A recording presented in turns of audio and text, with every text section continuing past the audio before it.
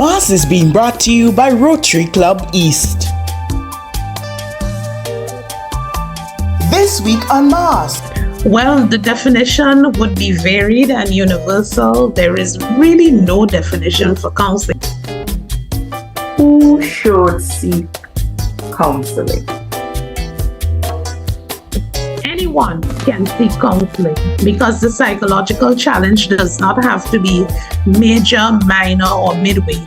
Once you feel that there are issues in your life, maybe it's decisions, maybe it's traumatic occurrences, maybe it's past experiences that are currently affecting your livelihood, affecting how you sleep, how you eat, how you think, then you should seek counseling for those said reasons.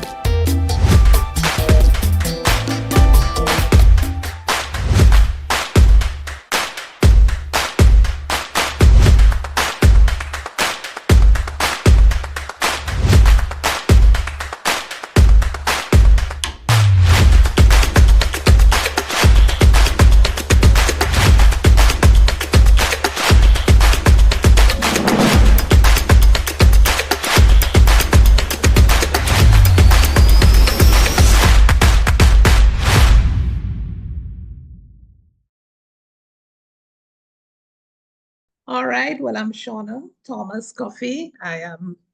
I call myself Servant Shawnna. I am a humble person who works in the area of psychology, and I like to see myself as a psychological transformer. That's my new handle based on, when you get to a certain place in your career, you don't want to use the terms everybody use because you value the work and you value the space that you take up. So I see myself as a psychological transformer. We're talking about counseling. Could you give me a definition for counseling for us to start?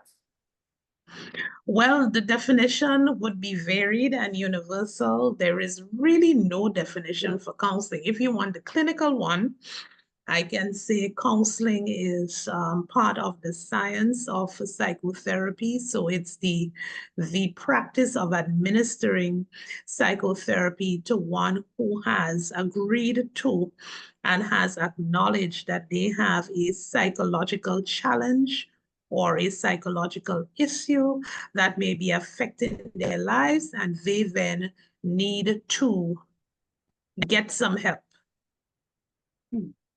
So you bring me to a question. Who should seek counseling? Anyone can seek counseling because the psychological challenge does not have to be major, minor, or midway. Once you feel that there are issues in your life, maybe it's decisions, maybe it's traumatic occurrences, maybe it's past experiences that are currently affecting your livelihood, affecting how you sleep, how you eat, how you think, then you should seek counseling for those said reasons. Okay, excellent. Good to hear that. What are some, would you say, barriers to counseling as you're working in the field in Grenada? What are some of the barriers you've experienced or you are aware of where counseling is concerned? So, barriers to the counselor, or you'd say barriers to the client coming into counseling, because I can answer it both ways. All right. So some barriers to the counselor would be things like societal norms and challenges. Society tells you things like, keep my business to myself. We don't air dirty laundry in public. I am my own counselor, so I can drink, I can smoke, I can have sex, I can fet, I can party, I can find ways to cool my herbs, ways to sow my wild oats, ways to cope with a deep-seated problem that's actually a soul problem, because the definition of the word psychology means soul. So the mere fact that you have a word that's a career, that's a social science that means soul, it means the ability to fix your soul. And the ability to fix your soul really lays with God. but the contents of your soul that are affected by your daily livelihood or your lived experiences. Yes, it can be a block if you don't understand that that's what counseling, which is the layman's term, or psychotherapy, which is the clinical term, is. Now, for the client, there are so many barriers.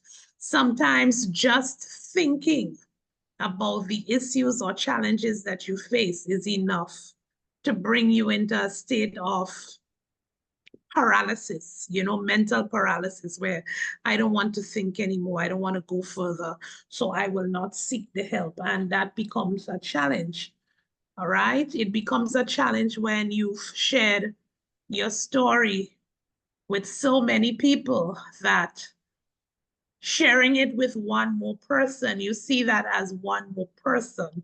That's how our culture, interprets talk therapy. Yeah. Have you ever wondered how talking therapy works? Maybe you suffered a bereavement, been feeling down or anxious, or just overwhelmed, and you're starting to think you should talk to someone.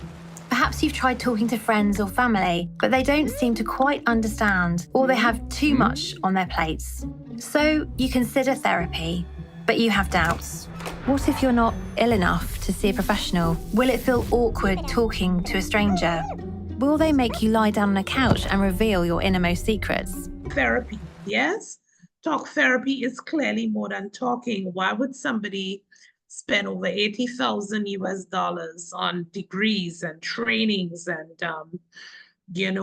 testing and all of the things you do, clinical hours, sessions, fly off here, study there, just so that they can become another person. So people too are not educated on counseling. Some people would say, oh, you're a psychologist, well, tell me about myself. No, we're not psychics. That's just so retarded. Sorry for laughing. Yeah, it's very retarded and it's annoying. It's annoying. We're not God and we're not psychics. Nobody's reading your face to get a profile of your soul. Psychoanalysis is a long process that's done over a period of time, because if you are so important and you're paying for therapy and you are paying to understand what's happening with you, it's not just a long shot. It's even way more deep than going to the doctor with influenza A or B and getting medication for it to soothe or alleviate the symptoms. Psychotherapy is deeper than that. And those are some challenges. To get people to understand what counseling really is. So say, for example, I called you up and I said, okay, Mrs. Cuffie, I am having some challenges and I would like to seek your assistance. Okay, fine. We meet. How do you debrief? What is your process so that someone viewing this, it will help them be a little more comfortable? Of course, every therapist is going to be different. But say, for example, how do you work with someone like me? I would come in and I'd be like, okay, wherever we meet, whether it's in the beach or your office or wherever, that's your office. Okay. Yeah, tell me. So we have a universal practice, and the universal practice is that you first get a psychological assessment. No therapist can work with anyone unless they get a psychological assessment.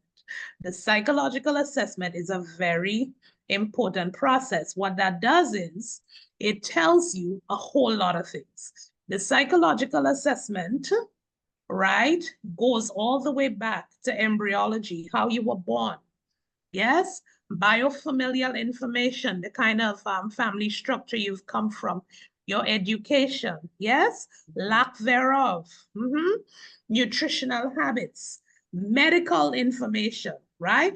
Those are some key areas of this psychological assessment. That's the first thing that's done, right? After the assessment, you may decide you do not want to continue with therapy, but the clinical summary of the psychological assessment can leave you with more information than you had before, because the psychological assessment is like a pre-surgical assessment.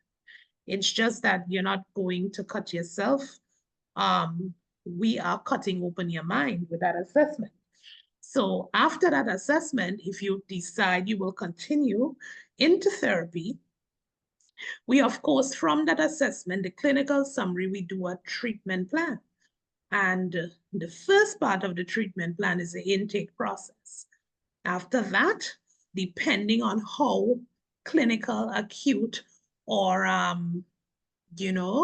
challenging those issues are, we decide how many sessions you need. Yes? And that's the long and short of the process. So when you would have done the test, the pre-test, and someone says, I knew that I didn't know, you're asking me too much, I don't tell you my business anymore. What, besides that, have people come forward and shared with you reasons as to why they started and just stopped? Or have they shared with you, or have you asked? That's not how it works. That's really not how it works. This is very clinical. It's very strict. It's not anything you can deviate from, The clinical assessment has several parts. They must be completed once you've agreed to it. Yes, the people who generally agree to a clinical assessment, when they come for psychotherapy, know exactly what they're agreeing to because they walk through what the assessment is. The assessment is supposed to take no more than 45 minutes, right? So if we realize that somebody coming for a clinical assessment just had a trauma experience, of course they cannot go through the assessment because they will not be in the mindset or the headspace to complete such an assessment. And that is key. You cannot treat anybody if they're not assessed. It's simply that. So you say if someone has gone through trauma, it takes a while before one would come to you for assessment and then to set up therapy process and everything? Absolutely, because if you're going through trauma, you cannot be assessed. You're not in that headspace.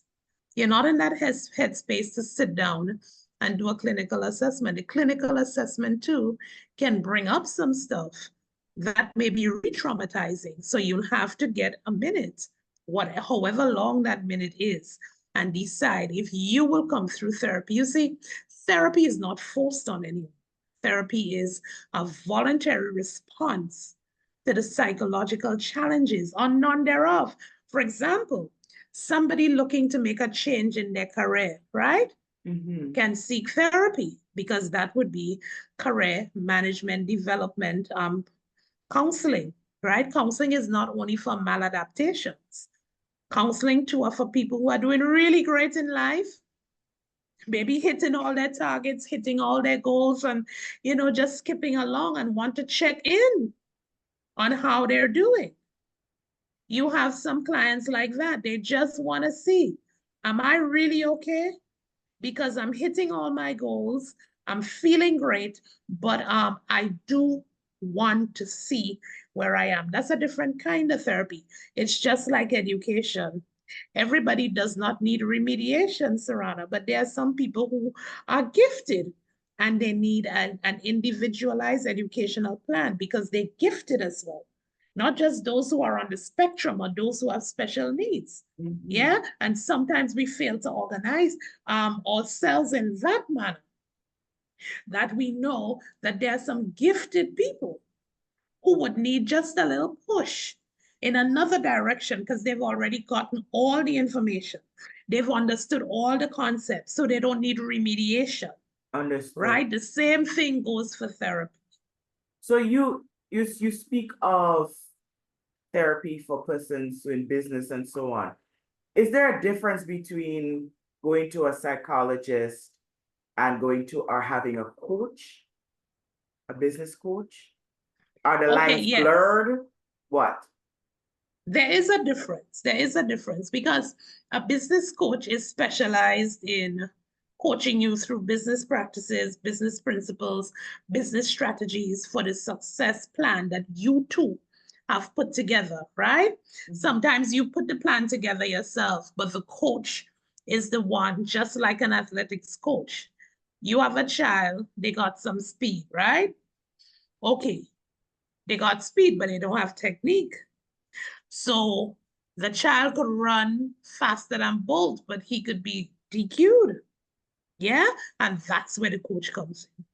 So sometimes you may have all the resources, okay, all the resources, but you don't have the technique. And the technique is the strategy, right? The technique is the strategy. A psychologist does way more than a coach, because the coach is not going to do a mental assessment or a psychological assessment to see a state of mind. That's not the coach's job. The coach's job is to work through that plan that you have with you to make sure that you hit all the nails of success, so that you realize your goals. Excellent. So we're talking counseling, anybody who's joining us, and we're talking with Shawnna Thomas-Cuffie. Now, when we talk about counseling, as you mentioned earlier, there is what we consider gossip culture, and hence that is an area many people are used as a reason as to not go to a counselor. Right.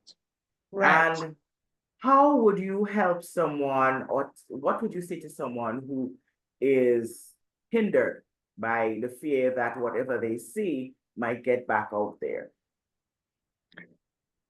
What I say to them, for the first thing, number one, I don't have those discussions, right? I don't have those discussions. If I have to have those discussions, maybe it's within my family, sitting under my lemon tree. And so anybody who gets to know me know that I'm ultra professional. I don't talk psychotherapy outdoors. I don't, I just don't, because I'm a human being, right? We're talking counseling and we're talking counselors. You're not going to find me ladled with this work every minute of the day. So somebody coming up to me asking me those questions would have to call me and make an appointment, because that's not conversational. And I stay away from conversations like that, because if I am in my professional capacity, I would explain what I need to explain to you. In my private time, I do not deal or talk anything psychotherapy. This work is heavy. It is difficult. We don't have many of us doing the work, so I don't speak much on it. What I would say here is, if I am approached, most times when calls come in, yes, and people are seeking, how do they get to go about therapy? And they give me their misgiving like that. The first question I would ask them is, how important is it for you to seek help right now? That's my question. And if the person says to me, well, miss, I was given your number because they said, so-and-so is the case. Generally, it's the same narrative. And I would say, if you are crying out for help because you need help urgently, then we take the urgent help and you work out all of the other things that may be hanging over you to not get that help while you're getting that help. Because I say, here's what. Worst case scenario is you don't seek the help because you have these fears and you have these misgivings. And that psychological issue that needs urgent attention gets worse. Because some psychological issues are like cancers. You have stages. You have stages, and stage 3 and stage 4, that's what we call clinical. And in our language, we have 2 axes, axis 1 and 2. We know what we're doing. We can't explain that. That's our lingo. That's our testing language. And if you're on axis 2, we know what to do. If you're on axis 1, we know what to do. But that comes after your psychological testing. So some people, I say to them, is it important that you get the help right now, or is it urgent? And if you tell me it's urgent, then you're going to have to be willing to take the risk to seek help. Yes, get the help without working out all the little cultural fangles and misgivings that you have. And that's the best we can do, because here's what, you can decide that it's not urgent, even if it is. And once that decision is made, it's on you. It's on you.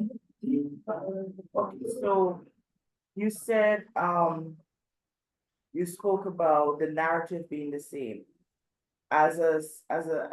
Someone who practices, what are some of the more pressing issues that come your way? Can you share? Oh boy, depression is a big one. Depression is a big one. Relational challenges is another big one. And you know the underlying problem with those two I just called is self-worth, self-value. Yeah. For the teenagers, self-infliction is a big one. You know, teenagers are cutting a lot. Teenagers are cutting a lot. Not being heard, not being understood, feeling targeted. That's across the board. Many of our men and boys have severe anger management issues, and they're on all levels of the spectrum in terms of, you know, societal status. Let's say that. So it's not just, you know, poor, underprivileged boys, girls, male, females with that anger management stuff. It's across the board. You'll be shocked where the aggression and hostility and abuse in families are coming from. It's not just people on the lower stratum of the socioeconomic ladder. No, it's all throughout. Yeah, and we have family crisis that, you know, has surged since COVID and continues to surge. When you say family crisis, can you get a little deeper? Well, domestic violence, gender-based violence, divorce due to infidelity, financial crises, you know, change in status, especially for the woman. If the woman has an increase in status due to, you know, educational achievement and financial wealth, and so that changes the dynamics of relationships. So you may have a male who has not been solidified in their sense of self, who can be adversely challenged with a partner who's doing better than him or her, you know, because we have different kinds of relationships, and those have resulted in, you know, depression. I I have, you know, both husbands and wives calling, and that's because their kids are telling them, y'all need help. You know, we have somebody for you to call. The children are very, very, very great This is getting good. This is assistance. breaking. Yeah. This is breaking. When you're Yes. saying that the children are the ones pushing the parents to Yes. get help. The teenagers are very open about it. You know, some would say to me, Miss Cuffie, if we didn't call, I don't know if that child would have locked us out of the room or so, because every week, did you call? Did you find somebody? Because we learned this in guidance counseling, or we learned that, or we're doing this in school at this point. And we realize that conflict starts with this. So when there's conflict in a family and conflict in the household, once the children are exposed to conflict, they know how to call it. They know what is intra-conflict, inter-conflicting, and they know the conflict styles. I remember a young man, he was only a third grader years ago. You know, this kid is probably in university now. You know, he said to me, he said, Miss Cuffie, mommy is the shark and daddy is the turtle, because we had just got through learning conflict styles. And I said, really? He said, yes. He said, I drew it to them and I gave them, and I tell them all they had to come in school when Miss Cuffie come in school and go where she does take us, and all they have to learn about this. So you said inter and intra. Could you help the viewer understand who is not one of your students? So internalized conflict, right? Inter conflict are all the things that trauma does when you have not resolved it. From whatever age, whether you've been molested, whether you've been abused, whether something awful has happened and somebody saw and didn't speak, whether it deals with lack of trust, that is trauma too. You know, while some people have been victims of several horrible things, not just CSA, child sexual assault, but some awful things. I have adults now who are sharing certain cases and stories with me, and I wonder, wow, do we all live in the same society? Cases like, you know, two relatives were left with their inheritance, to manage it. And by the time they got to 18 or 21, what happened? That too is traumatic. You understand? And so they have this conflicting feelings. It's within. No, where family is within. concerned and the trust issues. But that's intra. But inter now is just between other people. So there are sometimes you are conflicted within yourself, within your spirit, within your soul, for whatever reason. You have that internalized conflict, and that internalized conflict looks like always second guessing, third guessing yourself, never thinking you're good enough, never thinking you deserve better, never thinking, listen, I show up, I'm alive, there must be something great for me to do. I am not a mistake, I am not a slave, I have purpose on this planet, right? So I am of the belief that many people wait too late for counseling. Like yes, that is absolutely right. It's the last resort when it should That's have absolutely right. Earlier. And if they wait too long, depending on what they're assessed with, then they'll have to see a psychiatrist. Because remember, psychiatrist is a medical doctor. Yeah. Right? You'll have to see a psychiatrist. And you bringing this up here is very important for our people, because we don't want to hear the doctor part, because the doctor might start doling out medication, and many of us don't want the medication. So if you don't want to go that route, earlier is better. Get the help, talk, get it out of the system. There are strategies that you can use to help yourself to be better. Right?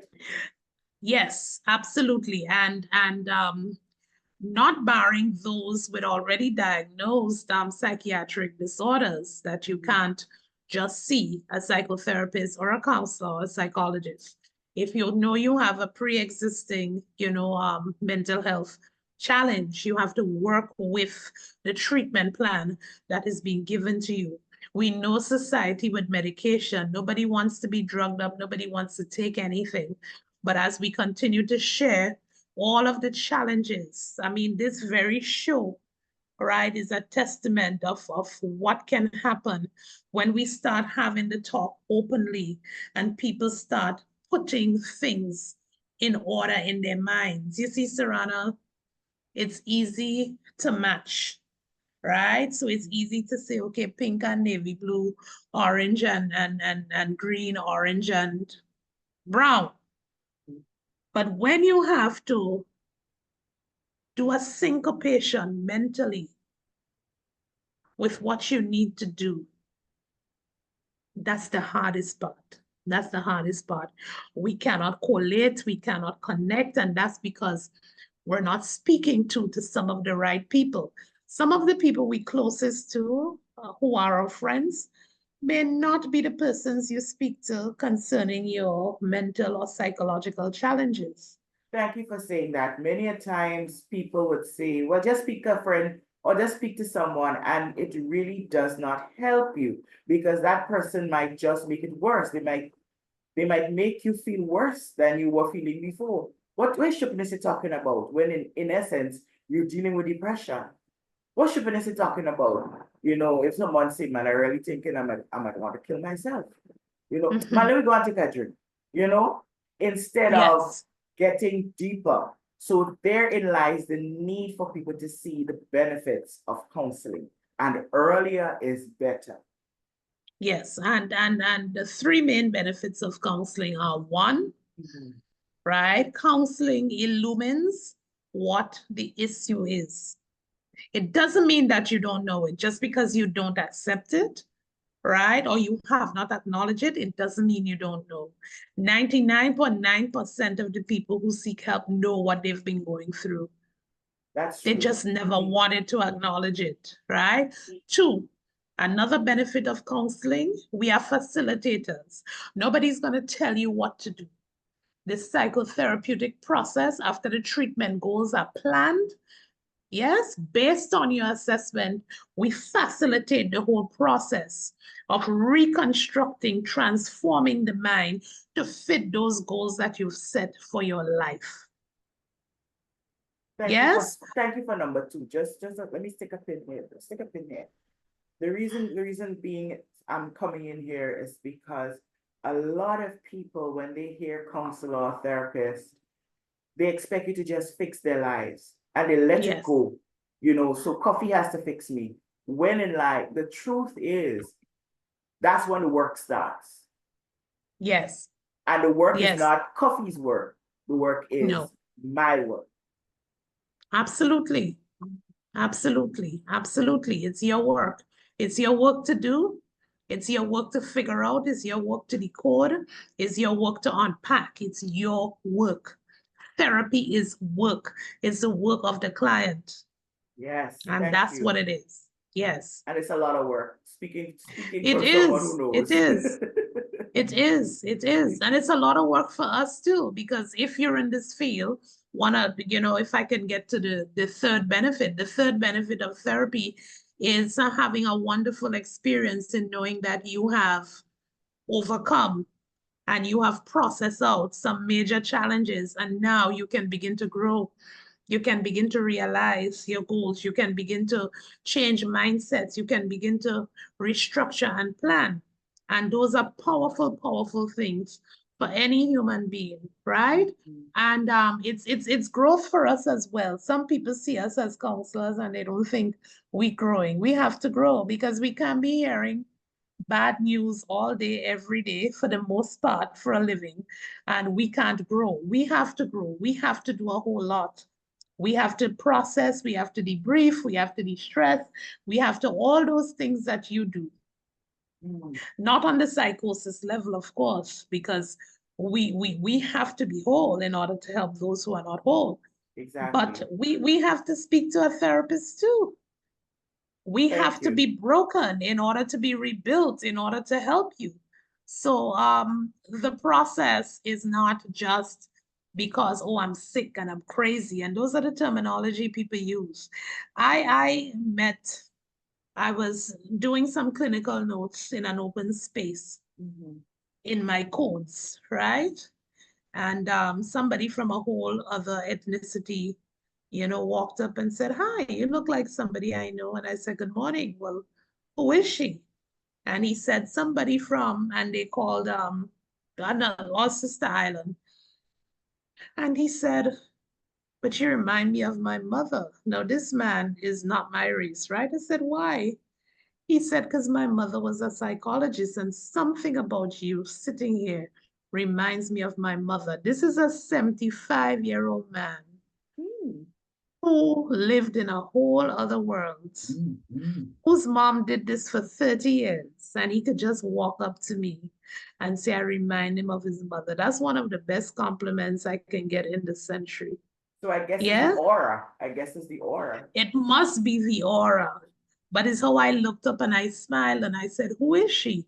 I wasn't mean. I didn't want to know why, how, if, just conversing, right? And I'm saying that to say, this gentleman then turned and told me he's never been to therapy. With him raised by a psychologist's mom, he has never been to therapy. But here's what, he was reeking of alcohol. Yikes. So there's something deep within. There's something deep within that's going on. And then he went on to confess that, "Oh, my family members want me to come here, come there, because they say I need help." I said, so it seems like you've disagreed with them for how many years? And he started to smile. And he just spoke. And by the time he was done, after 15 minutes, I said, just half an hour more, and this would have been a regular counseling session. And I smiled. And he thought, maybe it's because it's so easy to talk to you. I said, but it would have been easy to talk to anybody, really, if you approach, because it was just that, right? And I'm saying to people, it's that simple. It's that simple. Just as how it's a greeting and you sit down right? And there's no couch you have to lie down on. This is Grenada. It's not the movies. You Yeah, can use the everything beach, is. right? Oh yes, oh yes, and that's depending on which number of sessions you're at. You know, so if you're dealing with somebody who has a fear of water or one of those phobias, then that could be one of the sessions because the treatment goal demands for exposure to a body of water, which would be guided by you, Yes, that's right, true. for the session. So Mhm. it's different things that we use. Saran, I also want to highlight that therapy is not free. I was just getting to that. Grenadians, I was just getting to that. Thank you. Grenadians have a thing where therapy is free. No, no, you can't walk into the doctor's office and not pay $100. It's no longer 70, it's no longer 80. Just to get told you might have to be referred, you might be given pills, you still have to go buy the pills. Whatever it is, therapy is not free. So when they use It's, cost as a barrier, what do you say? yes. Well, I have nothing much to say. I still go with the two things. Is it important? Is it urgent? I stick with that because remember, there are times people go to a medical practitioner, their primary care physician, their PCPs, and they're having these symptoms. They're tested, it's physical ailments, it's everything. But really and truly, the problem is psychological. Thank you. Yes. So sometimes for some clients, you want them to do their routine checks and get tested for everything because it's better to do the physical routine checks first before they tell you. And generally, a primary care physician would say, no, no, no, no, no, you need to see so and so. You know, I'm recommending you to this person, that person, or the other. It's up to you if you choose to follow up, but generally that's done. And we have great things happening in Grenada where these interlocking connections are concerned between medicine and psychology and all of that. You know, sadly the people don't come. Mm. Sadly, the people don't come. So For many let's say, for reasons. example, men with erectile dysfunctions who have psychological issues are not going to come and sit and talk to a therapist.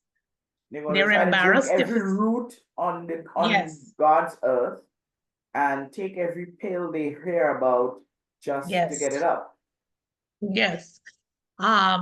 And the dynamics are, if it's a male therapist, they're embarrassed because they just see the person as a man. They don't Worse yet if see it's a the woman. person, yes, as a therapist. And if it's a woman, there's an element of shame, Mhm. right? So it's really getting people to see beyond the gender of who is sitting in the chair and see the expertise, the qualification, the care for self, the care for the person coming to you in the field, and that's that. But I also see one of the benefits too of counseling is getting a wonderful experience of rediscovering who you are without maladaptations. Mm. And when you can discover who you are without being depressed, Jane Doe, on the brink of killing myself every day, Jane Doe, then your purpose for living is researched and realized, and that's a major benefit of therapy. Thank you so much, Ms. Cuffie, for sharing on the benefits of counseling, therapy. We Yes, need that. And people need to realize that don't wait until everything is falling apart to go yes, seek help. There are persons in Grenada like yourself who are out there who can help you help yourself. That's a whole thing about therapy, counseling, helping you to help yourself. Because absolutely. as we rightfully and we clearly explained, the work, the onus is on you to do the work. They help illuminate the problem, you do the work, and then you overcome and see who you really are, right? Absolutely. Thank you so much. Mass is being brought to you by Rotary Club East.